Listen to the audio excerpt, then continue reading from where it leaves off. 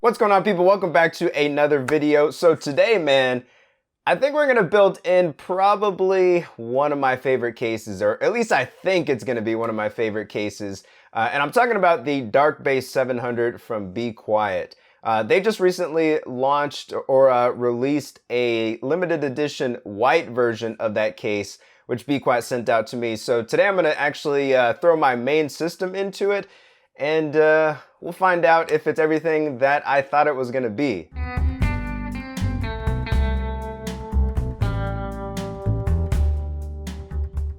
Now, like I mentioned before, this is a mid-tower case from Be Quiet, and it is primarily designed around silence. So if you're looking for maximum airflow, this is probably not a case that you want to look at. I mean, you can just tell from the design cues.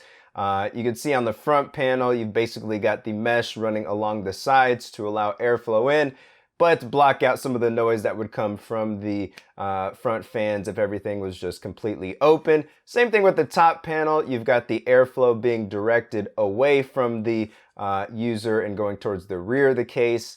That is going to limit airflow, obviously, if you have any like top-mounted radiators or anything like that. But again, silence is kind of the primary focus here. There is some sound dampening material on the panel behind the motherboard tray. So yeah, they're really just trying to keep everything nice and quiet, or that's what we think. We'll see if that's the case once we actually build in it. But aside from that, you can see the interior design is a little bit different from any of the Be Quiet cases that I've built in before. It actually looks a lot better.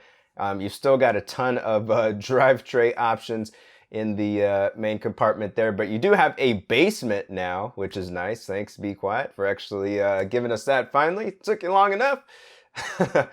But you've got that in there. There's a vertical mounted GPU, which I probably wouldn't use unless you're like water cooling or something like that. Although it's not too close to the glass panels, still is just, I don't know. You do have two fans. These are Silent Wings 3 fans, which are their top of the line ones. Kind of disappointed to see only one on the intake side, especially because you can fit quite a bit of cooling up front there. They at least should have given us two fans, I think. So that is what we've got going on there. On the front I/O, you can see we've got a fan controller there as the first option. USB 3.1. I think this is the first case I've used where that is actually an option, so that's kind of cool. Of course, you've got your mic and headphone jacks, your power button, reset. There is an RGB button on the front because right along the mesh on the sides of the front panel is just some subtle LED lighting. So if you want to get your RGB on, that's up in there. And then of course you got the rest of your stuff there with the USB cables and all that. So, or the USB ports and all that, excuse me. So yeah, pretty simple, man. No Qi charger on this one like you had on the Dark Base 900, but it is what it is.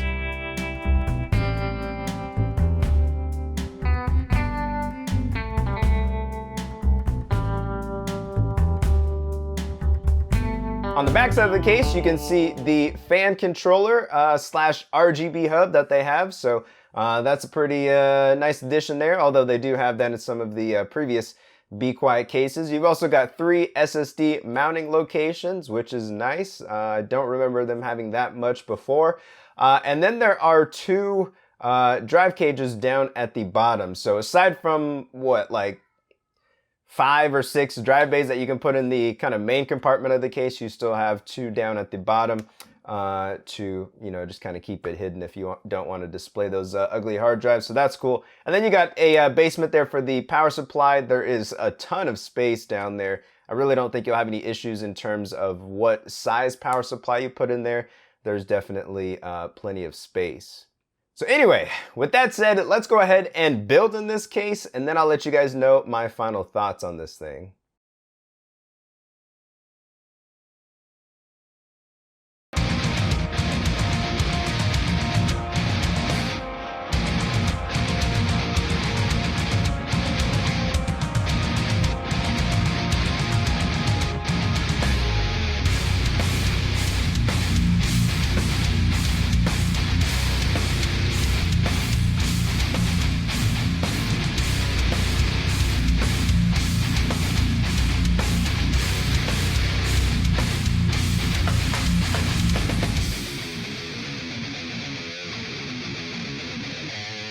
right, and we are done. Man, that took a little bit of time, I'm not gonna lie. I had to get the cable management just perfect. I know a lot of people are like, just not gonna show this on camera, but I like to do it the right way. And hey, I think it looks pretty good, man. Like I was saying on my first impressions, I thought the case would look really good with the system inside, and I was right, man. I got my main system in there. It's basically just a Ryzen 7 1700, GTX 1070. We've got 16 gigs of V-Color RAM. Does not work properly with my Asus motherboard, unfortunately. So it's just kind of stuck in the rainbow mode, but that's all right. I think everything just kind of looks pretty good contrasting with the white case, man. I will say, though, that everything didn't just go worry-free. There are a couple concerns your boy had. First off, there's not enough space in between the top and bottom of the case. So where you slide through your front panel connectors, your 8-pin CPU cable, man, there needs to be more room there to route cables through. Luckily, or I don't know if it's luckily, but there was a little bit of flex in the motherboard tray, so I was able to kind of just push on it and squeeze them through, man. But that was a tight fit, kind of unnecessary. I think they should definitely address that. It does have a removable mounting system for your top fans or radiators, which I thought was pretty nice. In this build, I didn't actually use that, as I was just using my Scythe air cooler. But, you know, if you're going to mount a radiator up there, that's a pretty nice option to have, so you don't have to, you know, be trying to get in there and screw stuff in with the big old radiator and fans in the way and stuff like that, which is nice. Again, airflow may be kind of an issue up there since, you know, they're trying to route it away from the user, but a lot of it is actually blocked off. So you may get, you know, higher temps than you would in a different case that's got that kind of all open. So just keep that in mind. One thing I was disappointed in, there's only 2 fans in this case. I said that earlier. For the price of this case, even though they're the top of the line fans for Be Quiet, they definitely should be giving you at least 2 intake fans up front. Just 1 and 1, I think, is not enough. Kind of gives the impression that they're cutting corners on the case, and the case isn't cheap. So it's like, why are we cutting corners? You know what I'm saying? So definitely should have more fans in there. You only get 1 drive cage. I know, you know, flash storage is getting cheap these days, but still, you've got all these mounting locations and you give us 1 drive cage. That's again, it's not a budget case. So why would you do that? Oh, one other thing I should mention with the actual motherboard tray, you can actually mount that inverted just like you can with the Dark Base Pro 900. In this case, or you can just remove it all together and use it kind of as like a test bench. So that's kind of cool. I didn't actually mount it that way this time. I did that with the 900. Felt like just kind of going back to a more traditional setup this time, but that is an option for you. I also like that if you are not going to use a bunch of hard drives, they do have these covers kind of in the main compartment to, you know, kind of cover up that space instead of just leaving it open, which looks a lot better. I will say though, it looks like you can kind of like open them at certain levels. I don't know why, and it's kind of a pain in the ass if you actually take one out on accident to get it back in. So if you're not going to mount a hard drive there, don't touch it. Also, all of the panels on the basement are removable. So if you need to access anything down there, you can take those panels off on the top.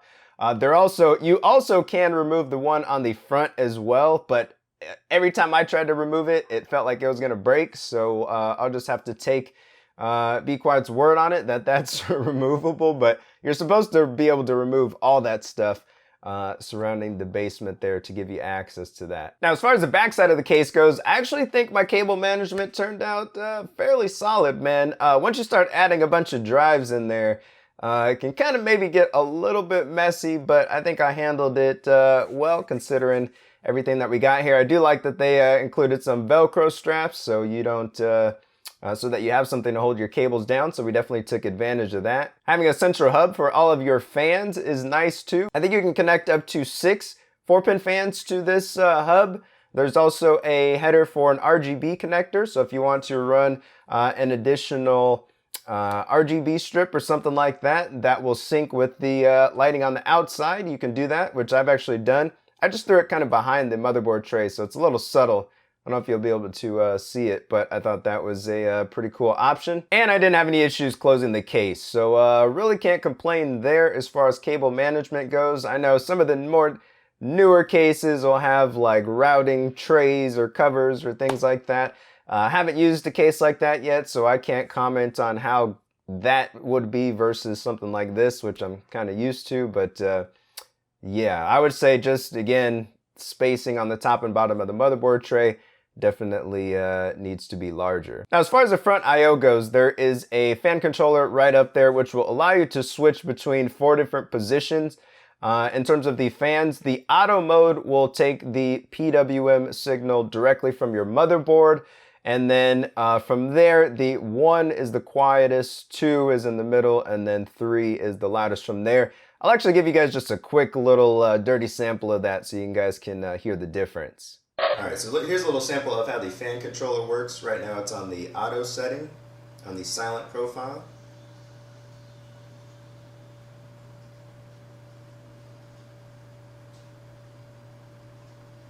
Now let's go ahead and switch it to 1.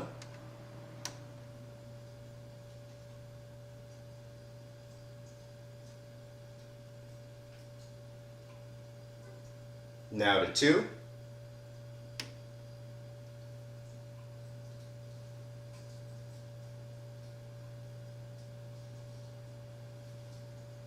And finally to 3.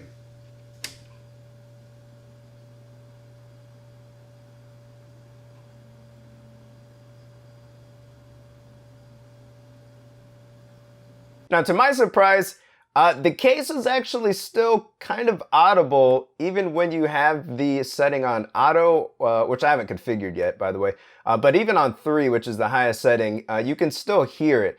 Even with the fan hub on silent. I forgot to mention that before. The fan hub has 2 modes, a silent and a performance mode. The performance mode obviously is going to ramp the fans up higher than the silent mode. So with it on the silent mode and 3, I can still hear the fans from my sitting location. So not as quiet as I was hoping for. Really, they kind of only become inaudible or slightly inaudible on the first setting, the 1.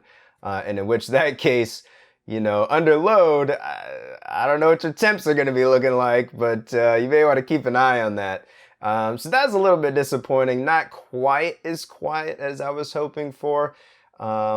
But having the option there on the front to just kind of hit it at the flick of a switch is nice. But I do like the lighting up front. It's subtle. You can switch it between several colors, you know, purple, green, red, blue, white. You can even turn it off if that's not for you. So that's a nice option out there for you RGB freaks.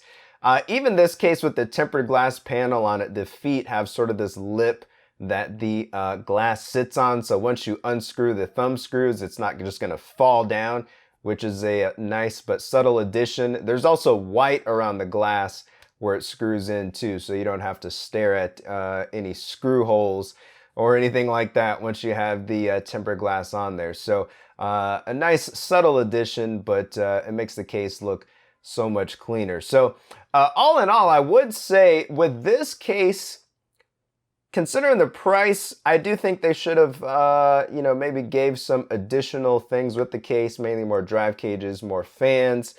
It seems kind of like they tried to cut corners in some cases to get the price down, but like the price isn't cheap anyway. So the case definitely is not perfect. I did mention the, you know, room for your front I/O cables, for example, needing to be a little larger. But with that said, I really did enjoy building in the case, and the final result is actually really good looking. So I'm kind of torn there. I wouldn't necessarily pay the price that this case currently costs, but I love the way it looks. So, man, I don't know. You guys let me know what you think about this case, man. I think, although I'm not sure on the airflow, a nice water-cooled build in this would look really nice. If you were just going for like aesthetics, I could dig it, man. I could dig it for sure. But you guys let me know what you think about this case down in the comments below. I will say though, even with some of the shortcomings, I'm going to keep my main system in here, so that does mean something. And, you know, I would like to see from Be Quiet maybe in the future with, you know, everybody sort of kind of starting to get away from hard drives at this point. Maybe they could come up with something, you know, a little bit more compact and more modern, designed around, you know, SSDs and M.2s only and stuff like that. So I don't know, but yeah, man, like this video if you guys like this type of content. I'm gonna get the hell out of here. Subscribe so you don't miss the next video, which is coming soon, and I'll see you then. All right, guys, see ya.